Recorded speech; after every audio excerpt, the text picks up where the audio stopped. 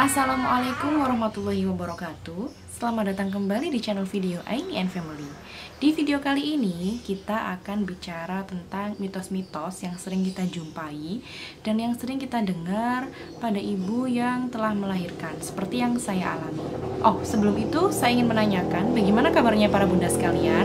Semoga selalu bahagia, semoga selalu sehat ya. Oke, apa aja mitos yang sering kita jumpai dan yang sering kita temukan di lingkungan kita pada ibu yang telah melahirkan? Kita simak video kali ini. Oke, melahirkan merupakan kabar bahagia, terutama bagi orang tua ya, yang baru pertama kali memiliki anak. Ini merupakan kabar yang sangat menggembirakan. Bahkan ini juga menjadi kabar yang menggembirakan juga untuk orang-orang di sekitar kita, untuk kakek neneknya, untuk saudara-saudara si bayi, kemudian untuk lingkungan sekitar termasuk tetangga dan saudara atau kerabat yang jauh. Nah, biasanya setelah proses melahirkan ada tradisi yang disebut dengan sambang bayi. Nah, pada saat sambang bayi ini tentu banyak saudara atau tetangga ya yang datang ke rumah untuk melihat keadaan si bayi.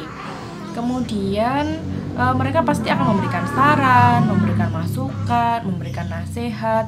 Nah, saran, nasihat, dan semua yang mereka berikan ke kita itu belum tentu baik, belum tentu benar.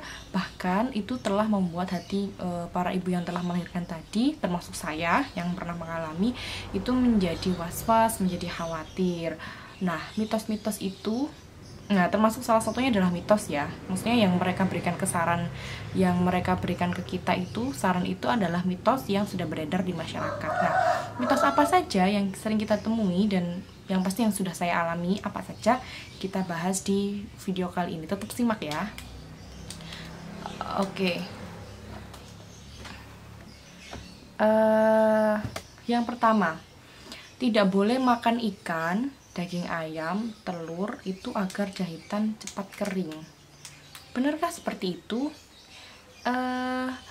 Ikan, daging ayam, telur itu kan semua makanan yang mengandung protein. Nah, makanan yang mengandung protein itu baik untuk kesehatan, apalagi ibu yang telah melahirkan secara normal atau secara sesar, pastikan akan ada luka jahitan, juga ada luka bekas jahitan setelah sesar.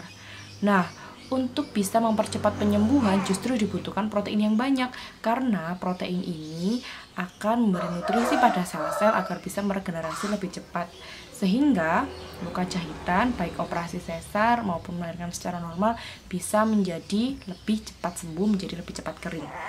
Jadi mitos yang mengatakan bahwa ibu hamil dilarang makan ikan, daging ayam, telur agar jahitan cepat kering itu benar-benar mitos dan jelas salah.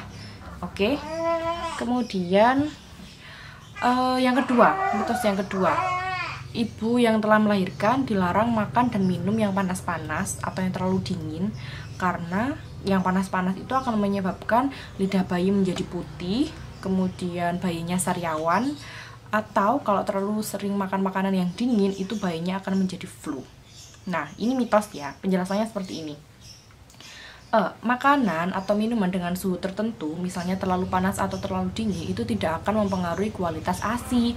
Karena apa? Makanan dan minuman itu akan masuk ke dalam saluran cerna ibu, sedangkan ASI itu dibentuk melalui ini ya, nutrisi atau sari-sari makanan yang sudah ada di dalam darah. Jadi tidak ada kaitannya dan tidak ada pengaruhnya apa yang kita makan, suhu apa yang kita makan itu baik panas maupun dingin itu terhadap ASI. ASI yang ada di payudara ibu itu tidak akan berubah suhunya meskipun ibu yang melahirkan tadi itu memakan makanan yang bersuhu panas atau bersuhu dingin. Faktanya ASI yang ada di payudara ibu itu selalu pada suhu 30 derajat Celcius, sehingga tidak akan menyebabkan sariawan, kemudian lidah bayi putih, atau bayi terkena flu. Nah, bayi yang lidahnya putih itu kenapa? Nah, bayi lidah putih itu bukan karena ibu yang menyusui tadi makan makanan terlalu panas, tapi karena itu ada lemak susu yang menempel di lidah bayi. Dan itu harus sering kita bersihkan agar lidah bayi itu tetap sehat dan tidak ada jamur yang menempel akibat adanya tumpukan nutrisi atau lemak yang bersisa di lidah bayi. Kemudian, bayi sariawan pun juga bukan berarti karena ibu yang menyusui tadi terlalu banyak makan makanan yang panas ya, bayi sariawan itu karena ada jamur. Nah, jamur ini bisa tumbuh karena di lidah bayi itu banyak nutrisi atau lemak susu yang bersisa setelah dia menyusu. Agar tidak terjadi sariawan, maka harus kita bersihkan dengan cara memasukkan kain kasa yang telah dibasahi dengan air hangat atau air dingin pun boleh, kemudian kita usapkan ke lidah bayi, itu minimal sehari sekali. Kemudian mitos yang minum air dingin atau makan makanan dingin itu menyebabkan flu itu tidak benar. Karena begini, kalau seandainya ibunya terkena flu, otomatis akan menular ke bayinya secara langsung. Karena apa? Karena virus flu itu disalurkannya melalui saluran pernafasan. Jadi tidak benar mitos yang mengatakan bahwa ibu menyusui dilarang makan makanan yang terlalu panas atau terlalu dingin karena akan mempengaruhi kualitas ASI. Itu benar-benar mitos yang salah yang tidak perlu kita dengar. Tapi ada baiknya juga sih mitos ini, karena kan makan terlalu panas atau terlalu dingin itu akan mempengaruhi kualitas gigi kita. Karena gigi kita yang digunakan untuk mengunyah makanan yang terlalu panas atau terlalu dingin itu bisa menyebabkan nyeri apabila gigi ibu menyusui tadi sensitif. Kemudian mitos yang ketiga, pantang mencuci baju di malam hari dan jangan terlalu diperas. Mencuci baju di malam hari ini menyebabkan bayinya masuk angin. Kemudian apabila terlalu diperas sebelum menjemurnya, itu akan menyebabkan bayinya sering mengeliat. Ini jelas mitos ya, karena apa? Tidak ada hubungannya mencuci baju di malam hari dan terlalu diperas dengan keadaan bayi atau keadaan ibu. Ini benar-benar mitos. Jika memang ibu memiliki waktu hanya di malam hari, waktu luang di malam hari untuk mencuci pakaian, apa salahnya? Tapi ibu juga tetap harus memperhitungkan kesehatan dan kekuatan ibu, karena kan seharian itu sudah digunakan untuk mengurusi bayi. Otomatis ketika malam hari kan sudah waktunya istirahat, waktunya si ibu juga harus ikut istirahat pula, karena kan setelah malam hari pun bayi tetap harus menyusu dan tetap harus diurus. Nah, tapi apabila si ibu ini hanya memiliki waktu luang untuk mencuci di malam hari, juga tidak apa-apa loh. Kemudian baju bayi tidak boleh diperas. Apakah itu mitos ataukah memang benar harus diterapkan agar bayi tidak suka menggeliat? Salah ya, itu beneran mitos. Itu suara bayi saya. Dia tidur sih tadi, tapi sekarang kayaknya sudah mulai bangun karena ibunya berisik. Oke. Pakaian yang diperas itu kan fungsinya agar mempercepat pengeringan. Karena zaman dulu belum ada mesin cuci ya, otomatis kan harus diperas. Mungkin orang berpikir kalau baju diperas itu karena diperas kan dipelintir gitu ya. Ini dianalogikan dengan keadaan bayi ketika dia mengeliat itu kayak dipelintir, padahal ini nggak ada hubungannya, benar-benar nggak ada hubungannya. Pakaian diperas itu agar pakaiannya cepat kering. Kemudian bayi yang mengeliat itu karena memang sifat wajar bayi seperti itu. Manusia dewasa pun juga suka mengeliat ketika akan tidur atau bangun tidur. Jadi tidak ada salahnya memeras baju sebelum dijemur ataupun mencuci baju di malam hari. Ini tidak akan menyebabkan bayi masuk angin ataupun bayi menjadi lebih mengeliat. Oke, camkan ya, itu hanya mitos. Kemudian yang selanjutnya, dilarang mandi malam karena menyebabkan masuk angin. Pernah dengar nggak sih mitos yang seperti itu? Soalnya saya juga dibilangin, mandinya jangan terlalu sore, airnya nanti dingin, nanti bayinya masuk angin. Ini beneran mitos ya, karena tidak ada hubungannya antara waktu mandi seorang ibu dengan kondisi kesehatan bayi, asalkan air yang digunakan itu tidak terlalu dingin. Karena apabila air yang digunakan terlalu dingin, otomatis membuat ibu menjadi kedinginan. Nah, ketika airnya terlalu dingin, kemudian kondisi kesehatan ibu menurun, ini akan menyebabkan masuk angin. Nah, apabila si ibu masuk angin kan bisa jadi salah satu tandanya adalah flu ya. Flu ini kan disebabkan oleh virus. Nah, kalau seandainya ibunya itu terkena flu, otomatis bayi yang kita susui dalam posisi dekat itu juga akan terkena flu juga. Jadi meskipun ibu menyusui itu mandi di malam hari karena hanya sempat mandi di malam hari, boleh, asalkan airnya tidak terlalu dingin. Boleh menggunakan air panas, air hangat ya maksud saya. Kalau air hangat kan sekalian bisa relaksasi selagi bayi masih tidur. Karena yang saya alami benar-benar ibu baru itu tidak bisa mandi dengan tenang. Karena apa? Misalnya baru aja sikat gigi, bayinya sudah nangis. Misalnya baru aja pakai sabun, bayinya cegukan.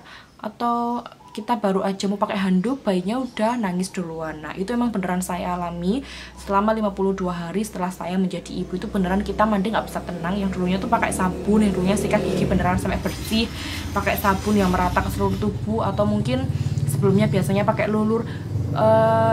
Kalau kita menjadi ibu yang sesungguhnya, yang tidak ada bantuan yang membantu, maksudnya tidak ada yang membantu di rumah, itu pasti akan kelabakan sendiri ketika kita mandi terlalu lama di kamar mandi. Oke, intinya, maaf ya terlalu panjang lebar, tapi intinya yang ingin saya katakan bahwa mandi malam bagi ibu yang baru melahirkan atau ibu yang menyusui itu tidak akan menyebabkan masuk angin selagi air yang digunakan itu tidak terlalu dingin. Yang selanjutnya, mitos yang kelima, jangan tidur siang karena nanti darah putihnya naik ke mata. Oh ya, saya juga sering sih dibilangin seperti itu oleh tetangga saya, oleh saudara saya. Kalau ibu yang baru melahirkan sebelum 40 hari bayinya, sebelum usia 40 hari setelah melahirkan, itu dilarang tidur siang. Ini akan menyebabkan nantinya ada flek hitam di wajah, kemudian darah putihnya juga naik ke mata, sehingga wajah kita menjadi lebih pucat. Kemudian pokoknya enggak banget deh, pokoknya haram bagi ibu yang baru melahirkan untuk tidur siang. Itu mitos, ingat ya, itu mitos. Karena apa? Ibu yang baru saja melahirkan itu butuh tidur siang untuk mengembalikan keadaan tubuhnya setelah semalaman bergadang karena harus menyusui si kecil. Selain itu, kita juga butuh istirahat. Karena apa? Setelah melahirkan kan kita membutuhkan tenaga banyak ya untuk itu. Terus kemudian juga ada luka jahitan, entah jahitan normal, entah jahitan bekas melahirkan normal atau jahitan bekas melahirkan secara sesar. Nah, sel-sel dalam tubuh kita itu akan meregenerasi dengan baik apabila kita cukup istirahat. Karena apa? Energi yang kita gunakan untuk beraktivitas itu dialihkan untuk memperbaiki sel-sel yang rusak akibat jahitan-jahitan yang ada dalam tubuh kita. Jadi, tidak ada yang namanya darah putih akan naik ke mata, itu tidak mungkin.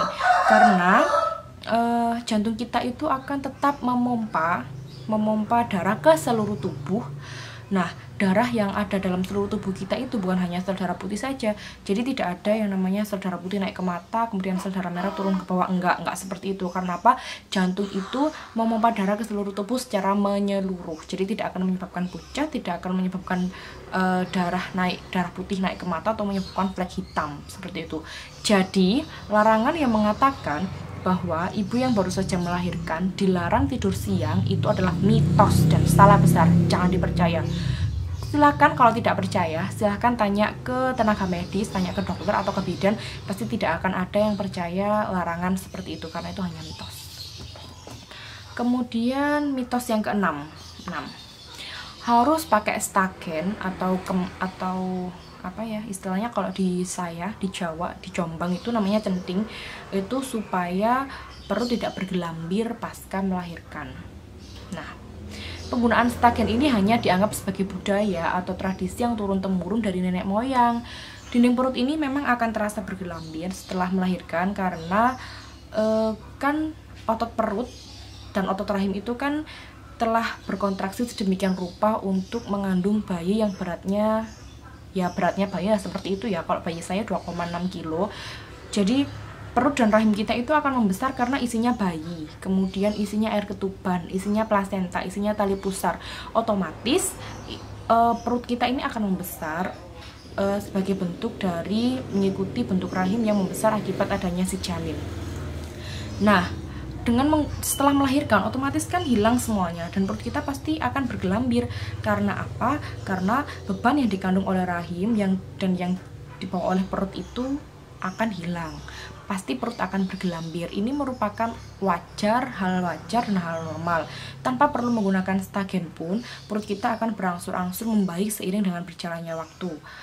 Untuk mempercepat pemulihan perut dan rahim itu, maka asupan makanan, kemudian olahraga secara teratur itu akan mengurangi atau mempercepat kegelambiran yang ada di perut itu menjadi hilang. Oke, seperti itu ya. Jadi menggunakan stagen itu hanya mitos untuk bisa mengecilkan perut. Memang sih tampaknya kalau dari luar baju menggunakan stagen itu perut menjadi lebih kecil, tapi ingat, menggunakan stagen yang terlalu ketat itu akan menyebabkan aliran darah di sekitar perut menjadi terhambat. Selain itu, apabila kulit perut kita ini tidak cocok dengan kain yang ada di stagger, itu akan menyebabkan iritasi. Bahkan keringat yang ada di perut itu tidak bisa keluar sehingga menyebabkan gatal-gatal. Jadi lebih banyak kerugiannya menggunakan stagger daripada keuntungannya ya. Nah, untuk mempercepat pemulihan perut kita yang bergelambir, syaratnya hanya 2, makan yang benar, maksudnya makan dengan aturan yang benar dan olahraga yang teratur, itu aja. Kemudian yang selanjutnya, dilarang berhubungan intim saat nifas. Ini memang sih, berhubungan intim saat nifas itu tidak dianjurkan. Hal ini karena ketika masa nifas itu kan rahim masih mengeluarkan sisa-sisa jaringan atau darah pasca persalinan. Selain itu, darah nifas itu mengandung sel darah putih, kemudian flora dan beberapa sel mati dari dalam tubuh. Nah, jika melakukan hubungan intim, dikhawatirkan ini akan menyebabkan infeksi. Selain itu, ibu yang baru saja melahirkan, terutama yang melahirkan secara normal, pasti akan ada jahitan ya. Meskipun ada juga ibu melahirkan yang tidak ada jahitannya, dan ini akan menyebabkan ketidaknyamanan pada ibu atau bisa menyebabkan jahitan itu menjadi robek kembali. Yang selanjutnya, tidak boleh keluar rumah sebelum 40 hari atau selama masa nifas. Ini mitos banget ya, ini mitos banget. Ini mitos yang ke-7 kalau nggak salah. Ke-7. Nah, seorang ibu yang baru saja melahirkan itu harus melatih tubuhnya untuk melakukan berbagai macam aktivitas ringan pasca persalinan. Misalnya berjalan sendiri ke toko, atau berjalan ke kamar mandi, atau berjalan kemana-mana yang masih dekat rumah. Jadi boleh kok keluar rumah asalkan tidak terlalu jauh dan asalkan tetap menjaga diri. Nah, adanya mitos dilarang keluar sebelum 40 hari ini karena kondisi ibu kan masih lemah, jadi masih butuh pemulihan. Apabila keluar terlalu jauh, dikhawatirkan ada bahaya atau ada ancaman, atau misalnya ada, ya bahaya sih, ada bahaya yang menyebabkan ibu hamil itu menjadi terganggu kesehatannya. Seperti itu, karena ibu hamil masih lemah dan masih harus dilindungi. Kemudian yang ke-8, mitos yang ke-8, wajib minum jamu khusus melahirkan selama 40 hari. Ini sering banget ya kita temui di pedesaan, terutama di daerah saya. Kalau setelah melahirkan itu harus wajib minum jamu yang 40 hari secara berturut-turut, secara bergantian. Jadi kayak ada jadwalnya, misalnya hari pertama itu jamu A, hari kedua jamu B, dan lain sebagainya.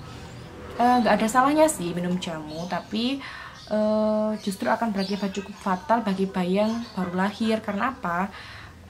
Jamu ini kan juga mengandung banyak campuran zat yang bisa jadi itu menyebabkan alergi pada si bayi. Tanpa jamu pun sebenarnya setelah melewati masa persalinan, setiap ibu itu akan diberikan obat dari dokter yang ini untuk mempercepat proses pemulihan, baik itu obat untuk memperlancar ASI, kemudian obat untuk mempercepat pengeringan luka jahitan, ataupun obat untuk menghilangkan nyeri. Jadi tanpa minum jamu pun sebenarnya ibu yang setelah melahirkan itu sudah dibekali obat oleh ahli medis. Nah, itu tadi 8 mitos-mitos yang sering berkembang, yang sering kita temui, yang ada di masyarakat, terutama di daerah saya, dan saya beneran mengalami sendiri. Ini bayi saya baru berusia 51 hari dan itu mitosnya banyak banget. Karena saya sebagai akademisi dan juga karena baca buku ya, otomatis kita harus menyaring terlebih dahulu mitos-mitos apa yang sudah berkembang di masyarakat. Kemudian kita